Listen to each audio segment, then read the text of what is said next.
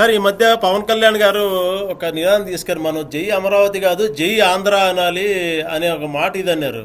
అంటే దీని వెనక అంటే ఒక సోషల్ మీడియాలో కూడా ట్రెండ్ అవుతుంది. పవన్ కళ్యాణ్ గారికి కూడా అమరావతి ఇష్టం లేదా, లేదంటే జై ఆంధ్ర అని ఒకసారిగా ఎందుకు పవన్ కళ్యాణ్ గారి స్వరం మారింది అనేది ఒక డిస్కషన్ నడుస్తుంది.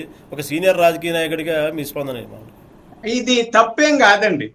సార్, మనం అంటే అమరావతి అయితే ఒక పరిధి ఉంటుంది. అలా కాకుండా ఆంధ్రప్రదేశ్ మొత్తం మనదే అనే ఉద్దేశంతో మాట్లాడమని చెప్పాడు. ఆ సందర్భాన్ని బట్టి అంటే ఎక్కడో విశాఖపట్నంలోకి వెళ్ళి జై అమరావతి అంటే, చిత్తూరుకి వచ్చి జై అమరావతి అంటే జనానికి కాదు.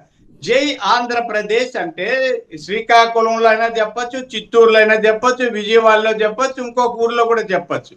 కాబట్టి జై అమరావతి అంటే అనే మాట కంటే జై ఆంధ్రప్రదేశ్ అనే మాట ఒక విస్తృతమైన అర్థాన్ని, భావాన్ని ఇస్తాదన్న ఉద్దేశంతో ఆయన చెప్పారు తప్ప అమరావతికి వ్యతిరేకమేం కాదండి. అమరావతి కోసం ఆయన చాలా కష్టపడ్డాడు, చేశారు. కేంద్ర నిధులు రావడంలో కూడా ఆయన పాత్ర ఉంది.